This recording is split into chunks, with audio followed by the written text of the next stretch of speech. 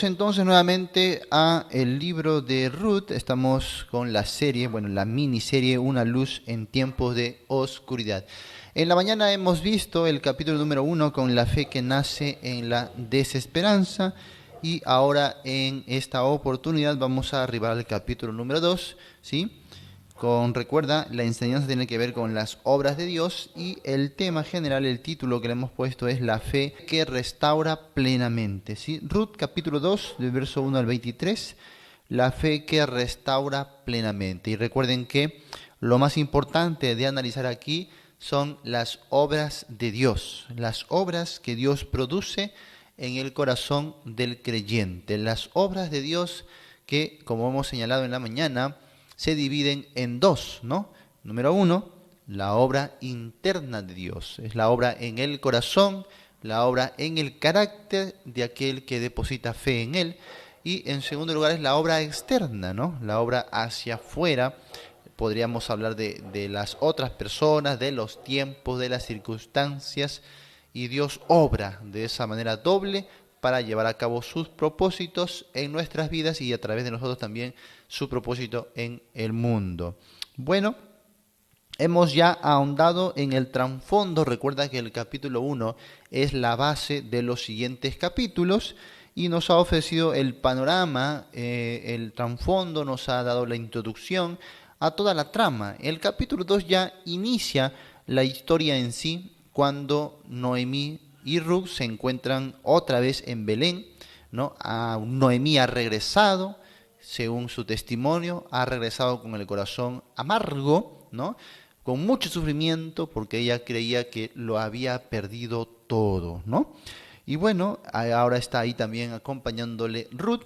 Recuerda que Ruth es una moabita viviendo ahora en el pueblo, entre el pueblo de Dios, ¿no? Ahí en Israel, en Belén exactamente, ¿no? Y bueno, ella ya ha recibido cierta instrucción. Recuerda que Noemí, mientras que Ruth pues era su nuera, ya le había instruido de alguna manera, así que Ruth sabe muchas cosas de las costumbres, de la cultura, de la fe de los judíos, pero ahora está en la etapa de la prueba, de la práctica, ¿no? Y bueno, vamos a ver ahí cuatro cosas elementales en este capítulo. Primero vamos a ver la presentación de Boaz, porque así inicia el capítulo, en el versículo número 2, perdón, número 1, versículo número 1, la presentación de Boaz. Y luego vamos a ver el corazón de Ruth a partir del verso 2 y el verso 3, el corazón de Ruth. Luego, en tercer lugar, vamos a ver el carácter de Boaz del verso 4 al verso 17, ¿ya?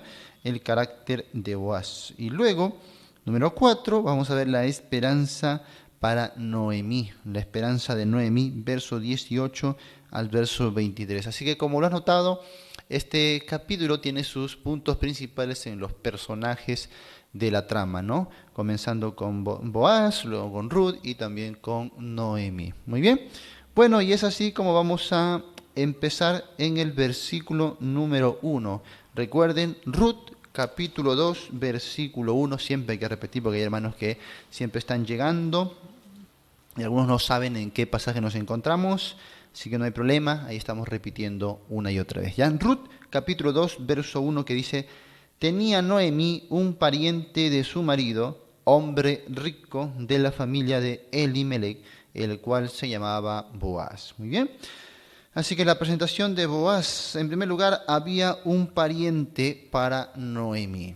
Esto era sumamente importante en la época, sobre todo en la cultura de los hebreos. Y eso lo vamos a ver con más detalle en los próximos pasajes y vamos a explicar por qué tan importante este tema de el pariente, sobre todo si el pariente es cercano y cumple algunas características especiales para que la familia, en este caso la viuda, que está sufriendo, que está desamparada, pueda tener seguridad, pueda tener bendición, ¿no? Pueda ser redimida de lo que está pasando, de sus tragedias, de sus necesidades, de sus males, y pueda disfrutar con bendición hasta su vejez, ¿no?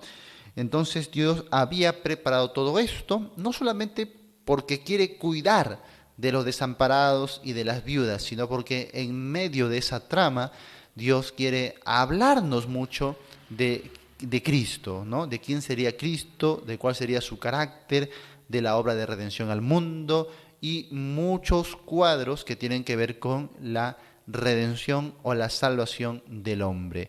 En esta salvación Dios no hace acepción de personas. Nunca la salvación ha sido exclusiva solo para un pueblo o para un grupo, como algunos piensan, incluso lo enseñan el día de hoy, ¿no? Algunos, como dijimos antes, enseñan que en el Antiguo Testamento Dios solamente tenía salvación para Israel, que Dios solamente había elegido a Israel, que Dios amaba a Israel y que a las demás naciones no. Y que en el Nuevo Testamento recién Dios abrió puerta de salvación y de amor a las demás naciones. Y eso es una mentira, eso es un mito que estamos nosotros justamente desmintiendo a la luz de la palabra. Ruth es uno de esos libros o pasajes de la Biblia que con claridad desmienten esas cosas y nos dicen que Dios siempre ha estado abierto a todo el mundo. Su plan siempre ha sido alcanzar a toda persona y a toda familia de la tierra, sin importar si son judíos o gentiles, ¿no? Así que recuerda que aquí Ruth es una gentil que es incluida no solo al pueblo de Dios, no solo a la salvación, sino a la línea genealógica del Mesías. Y Ruth sería una especie de bisabuela o tatarabuela del rey David y al fin y al cabo también sería pues una de las abuelas, los antepasados de Jesús. Muy bien. Por eso este libro de Ruth toma bastante importancia. Quizás te has preguntado alguna vez, ¿por qué en esa época de los jueces habrían tantas familias, habrían tantas mujeres? Y quizás Ruth no sea la única mujer gentil que ha sido aceptada en el pueblo de Dios. ¿Por qué se escribe todo un libro para hablarnos de Ruth? ¿No? Bueno, no es tanto por Ruth, sino es por lo que implica en la línea ancestral para el rey David y por lo tanto para el pacto davídico que desemboca en el reino mesiánico de Jesucristo. Ahora, Ruth no va a ser, como ya hemos señalado, la única mujer que es incluida. Antes de esto ya había otra mujer. ¿Quién lo sabe? Si lo sabes, dilo ahí, sin encender el micrófono. ¿Ya? Dilo ahí, no sé si en tu mente, en tu corazón, o puedes escribirlo ahí de forma más silenciosa, ¿no? Puedes escribir, ¿quién sería una mujer anterior a Ruth que ha sido rescatada de los gentiles y ha sido hecho parte del pueblo de Dios y al mismo tiempo de la línea genealógica de Jesucristo, el Mesías, ¿no? Pero que, a ver, voy a leer después las respuestas en los comentarios, ¿no? Entonces, Ruth no es la primera, ¿sí? Pero sin embargo tiene mucha importancia por lo que hemos visto, porque nos da la transición del periodo de los jueces al periodo de la monarquía, las últimas 4 generaciones que autentifican, por ejemplo, el derecho de David al trono, ¿no? Y por supuesto también nos dan fe de la línea mesiánica que Dios está resguardando en cada etapa de la historia humana. Dios siempre ha preservado esa línea para la llegada del Mesías. Por su parte, ¿no? O contraparte, el enemigo ha estado buscando eliminar esa línea, ha buscado destruir por todos los medios, ¿sí? Y a veces lo intentaba a través de hambruna, ¿no? Ya lo hemos visto en el libro de Génesis, por ejemplo, ¿no? La primera vez que Satanás intentó aniquilar a todos los patriarcas con las 12 tribus fue a través de una hambruna, ¿sí? A veces con guerras, a veces con pestes, muchas veces también con naciones opresoras que querían conquistar y aniquilar al pueblo de Israel.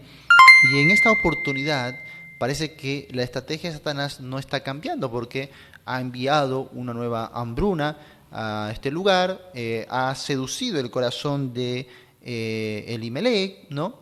Y bueno, parece que sus propósitos se iban a llevar a cabo, pero no contaban con que Dios ya tenía todas las cosas bajo control, ¿no? Así que en el capítulo 1 vimos todo eso, cómo Dios ha tenido victoria sobre Satanás y ha vuelto a Noemí hasta las tierras de Belén, donde se iba a cumplir los propósitos de Dios. Satanás quizás cuando ve a Noemí y a Ruth llegando, él haya pensado, bueno, igual, no importa si estén llegando, porque ya los varones han muerto, ¿no? Y parece que, de verdad, como habíamos visto, está todo en desesperanza, pero ahí, en medio de esa desesperanza, nace la fe, ¿no?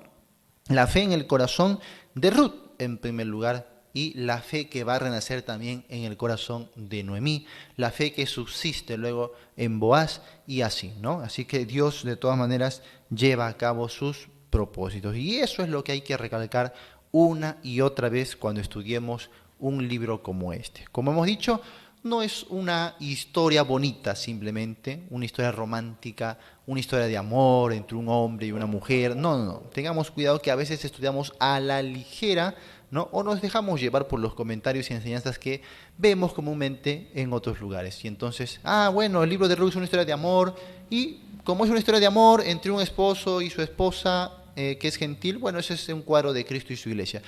Es algo muy básico.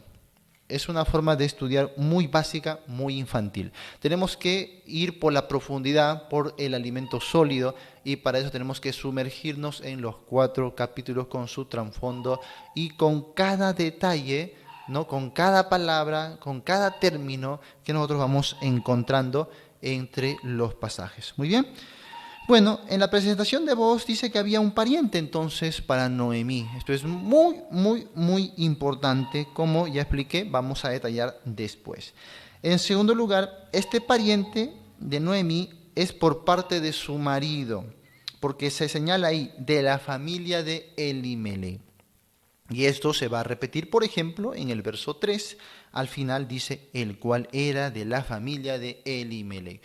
Esto se redunda de manera a propósito para que nosotros entendamos el énfasis del autor. El autor no solo está narrando una historia romántica, como algunos piensan, sino que va a repetir detalles porque quiere que nos fijemos justamente en esos detalles. Y el detalle que va a saltar a la vista aquí es de la familia de Elimelech, de la familia de Elimelech. También el autor de manera intencional está poniendo la palabra pariente, que en el hebreo sería el Goel. Él va a repetirlo varias veces, de manera que se convertiría en una de las palabras claves para el estudio de este libro, la palabra pariente. También tenemos la palabra de soberanía, ¿no? La palabra soberanía. Tenemos también la palabra el Todopoderoso, hablando de la soberanía de Dios. Esas son las palabras claves, pero la más importante quizás sea la palabra pariente. ¿Por qué no le pone otra palabra? ¿No? Puede haber escogido. No, lo hace a propósito porque ahí quiere dirigir nuestra atención. Es un pariente, familia de Elimelech. Recuerda que Elimelech ha muerto y con él murieron después sus 2 hijos, por lo tanto el nombre de Elimelech había quedado allí y no se podía perpetuar, ¿no? Entonces era importante encontrar un pariente de la familia del mismo Elimelech para restaurar su nombre. Ahora, no solamente se iba a restaurar el nombre del difunto, sino también su heredad, sus tierras, ¿ya? Y no solamente su herencia, sino también hijos que lleven a cabo su nombre y perpetúen obviamente su linaje con su propia herencia. Todo eso tenía que ver con la ley del pariente redentor o la ley del Goel, que más adelante vamos a analizar con más detalle, ¿sí?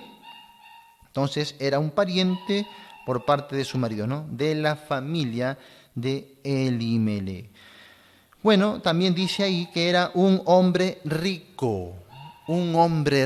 Y mientras más leemos, más parece tratarse de una telenovela, ¿no? Como la desamparada, pobrecita, como en el caso de María, la María, la del barrio, cómo va poco a poco conociendo al hombre rico, ¿no? Hasta que se conocen y se van a casar y van a vivir felices comiendo perdiz. Bueno, no es la intención de Dios, pero se asemeja mucho. Y como lo hemos visto en la mañana, tenemos que ser bastante cuidadosos de no desviar nuestra atención hacia esos puntos porque nos identificamos rápido con esos hechos que no son tan comunes a nosotros cual si fuera una novela, ¿no? Entonces imagínate un hombre no sé qué tan apuesto, pero aparentemente es un hombre bien apuesto, y como vamos a ver después, algunas características muy notables en él, pero aparte de eso, un hombre rico, ¿no? O sea, que era un soltero, pues de los codiciados, pues, hermano, ¿no? Soltero codiciado, imagínate, buena presencia, buena posición, ¿no? Un hombre rico que va a ofrecer seguridad. ¿Qué más no quisiera, pues, una mujer? ¿No es así? Ahora, cuando hablamos de un hombre rico, queremos también resaltar lo siguiente sobre la riqueza de persona. Al principio, cuando uno lee este verso, porque es un verso de presentación nada más, ¿no? Es un verso que vamos a ver está introduciéndonos a la siguiente escena, pero cuando tú lees simplemente hombre rico, rápido piensas en la riqueza material, ¿no es así? Obviamente. Y efectivamente era rico en lo material. Pero cuando uno analiza bien la historia y cuando analizas también todos los pasajes de la Biblia, Dios no llamaba rico simplemente a alguien porque tenía bienes, porque tenía dinero, ¿no? O porque tenía posición. Riquezas materiales. Recuerden Apocalipsis, este varón que se creía rico, Dios le dice, tú crees que eres rico y dices, me he enriquecido y no tengo necesidad y no sabes cómo te miro yo, dice Dios, pobre, no, ciego, pobre, desventurado, menesteroso. Entonces, la riqueza, Dios la ve muy diferente a nosotros. Dios habla de riqueza en la Biblia, pero no es como nosotros normalmente lo consideramos. Para nosotros, rico es alguien que, bueno, tuvo la fortuna de nacer en una cuna de oro, ¿no? Qué sé yo, se sacó la lotería, ¿no? Recibió una herencia y ahora tiene mucho dinero. Pero eso no es ser un hombre rico. Como lo va a demostrar más adelante Boaz, él es rico por su persona. Y muchos de los hombres de la Biblia que fueron ricos, siempre se habló de la riqueza de sus personas, como en el caso de Abraham, como en el caso de Lot, ¿no? Eran hombres ricos, pero antes de riqueza material, eran ricos en sus personas, ¿sí? Uno puede tener mucho dinero, ¿sí? Mucho dinero y sin embargo ser pobre, ¿ya? Como alguien también alguna vez dijo, ¿no? No es que yo sea pobre, simplemente que el otro o los demás tienen más dinero que yo, ¿sí? Pero uno puede ser rico, porque, hermanos, la riqueza de persona, tarde o temprano, nos va a llevar a la riqueza o a la bendición material, ¿sí?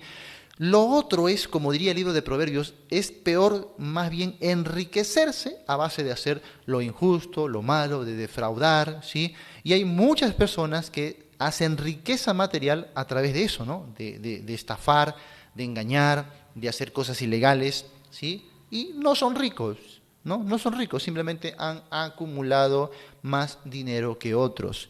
Eso no le hace personas ricas. Sin embargo, el libro de Proverbios tiene que hablar mucho de aquel que es sabio, diligente, trabajador, esforzado, con buenas cualidades tanto espirituales como de carácter en su vida, y que tarde o temprano, dice el mismo Proverbios, lo llevará incluso a estar con los reyes. Recibirá bendición, recibirá abundancia, recibirá incluso cosecha de sus frutos, ¿no? En abundancia, ¿eh? Entonces, para que uno pueda ser rico, en realidad tiene que poner sus ojos no en cómo ir acumulando más dinero, sino en cómo crecer como persona. Eso tarde o temprano nos llevará a más bendición material, porque Dios quiere, en realidad, que tengamos esa bendición material, pero no para que seamos ricos más que los demás, sino para que compartamos con aquellos que tienen necesidad. Dios quiere esa demostración de amor y el más grande ejemplo lo ha dado él mismo, diría el apóstol Pablo en sus epístolas, en Corintios. Él dijo, recuerden, no olvidar que Cristo Jesús, ¿no?, siendo rico, se hizo pobre para que por su pobreza fuésemos enriquecidos. He allí la verdadera riqueza y que no va a ser esquivo en el carácter de Boaz.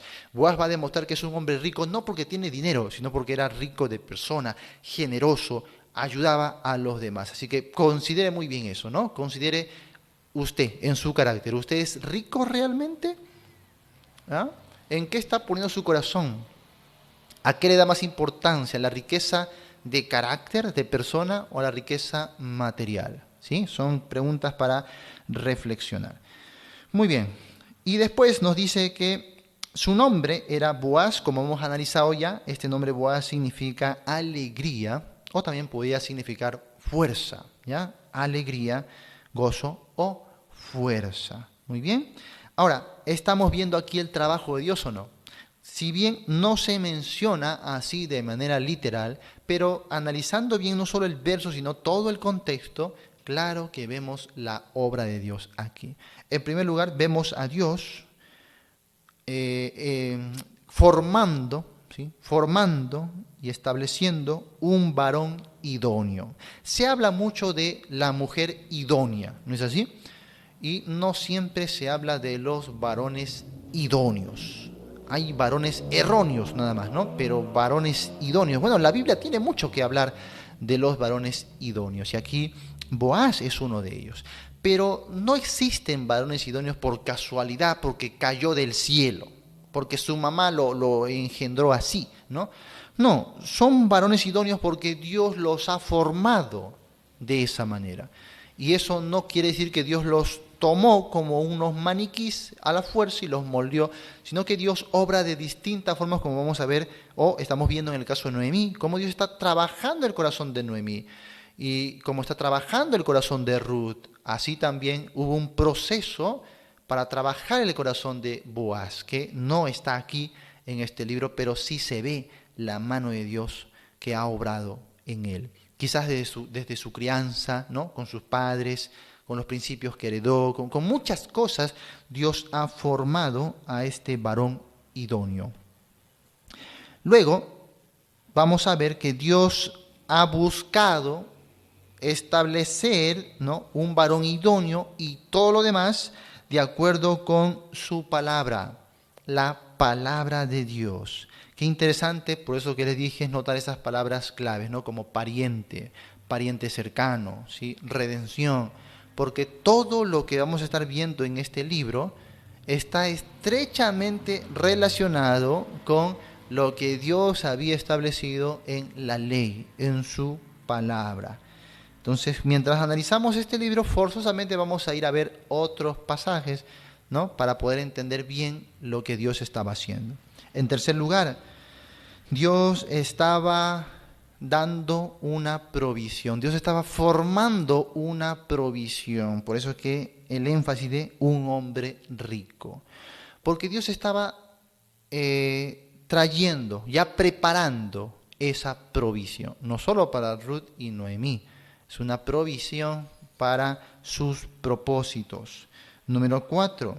Dios estaba preparando las circunstancias. Recuerda, permitió la hambruna, permitió la salida de Elimelech y la familia, ¿no? Propició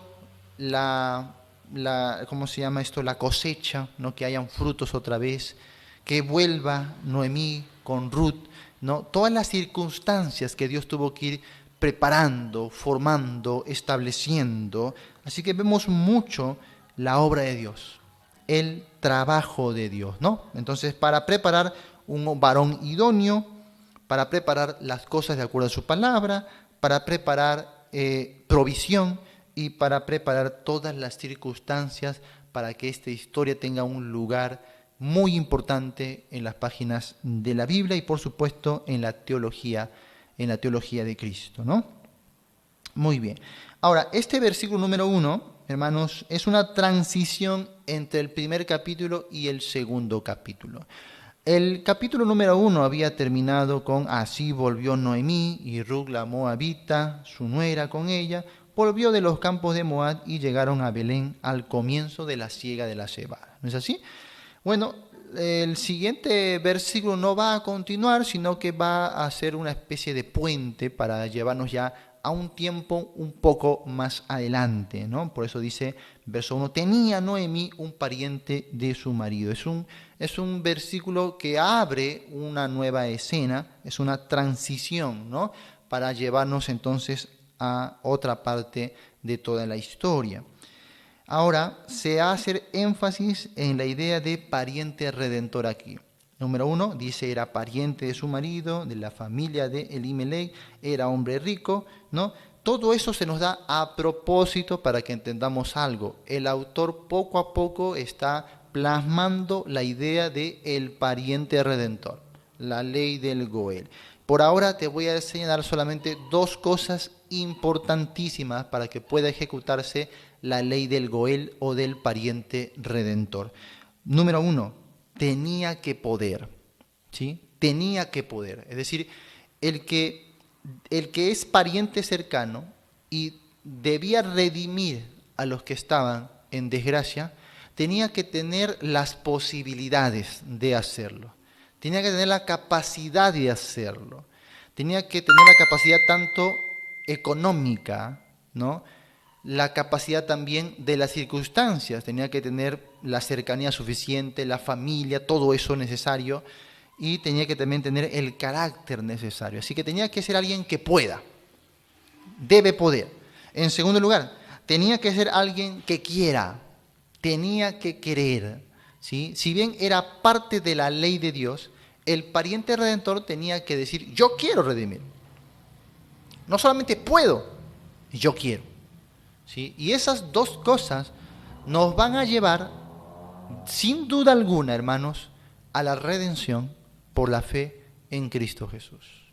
Haciendo un paréntesis, y lo que este libro teológicamente tiene que enseñarnos acerca de Cristo, es justamente que Cristo se aproxima al hombre para ser nuestro pariente redentor. Según la ley del Goel, entonces, el redentor tiene que poder. Bueno, Cristo podía. ¿Por qué? Porque tenía la soberanía, tenía la perfección de vida, perfección de carácter, tenía la riqueza suficiente, tenía todo el poder para hacerlo. Cristo puede redimir a toda la humanidad. Efectivamente, Él vino y demostró que lo puede hacer. Y la Biblia habla, ¿no? La Biblia habla de aquel que tiene el poder. El poder, dice, para salvar perpetuamente a los que por Él se acercan a Dios. Tenía que tener el poder, la capacidad de redimir. Cristo demostró eso ampliamente. En segundo lugar, tenía que querer. Bueno, Cristo dijo, quiero. Y lo dijo constantemente. No solamente fue enviado, no fue obligado. Él dice, nadie me quita la vida, yo de mí mismo la pongo. Yo la pongo de mí mismo. Porque tengo el poder, dice, ¿no? Para ponerla y para volverla a tomar. Bueno, tiene el poder y quiere hacerlo. Hermanos, en la vida vamos a encontrar personas que tienen capacidad para ayudar a los demás. Tienen riqueza. Por eso la Biblia habla de, si tienes tú en tus manos para ayudarle, no cierres tu corazón, porque si tú teniendo cierras tu corazón, ¿cómo mora el amor de Dios en ti? Muchos tienen la capacidad, pero no quieren. Qué trágico sería para nosotros que Cristo, teniendo todo el poder, no hubiese querido. Y no tenía obligación alguna. Ahora, hay algunos que quieren, pero no tienen. Me he puesto en este caso cuántas veces. Muchas veces he querido ayudar, porque desde muy pequeño se sembró en mí ese carácter, ¿no? de ser generoso, de apoyar, y siempre he querido bendecir, apoyar y dar, pero no he tenido. ¿No? Metía la mano al bolsillo, sacaba papel higiénico nomás. No tenía. Y es triste, ¿no? Muchos quieren, pero no pueden. ¿En qué caso está usted? Hay otros que pueden hacerlo y quieren hacerlo. Y eso es lo que se necesita. Así se va a poder llevar a cabo, hermanos, la ayuda a los necesitados. Muchos quieren, no pueden. Otros pueden y no quieren. Dios quiera que hayan muchos imitando el carácter de Cristo, tipificado aquí en Boaz. Aquel que puede, pero que quiere hacerlo. Eso va a ser muy importante y eso es lo que se precisaba en la ley del Goel, ¿sí? Y bueno, así que ahí se nos da solamente una luz, un destello de lo que poco a poco se nos va a ir revelando con referente a el pariente redentor, ¿sí?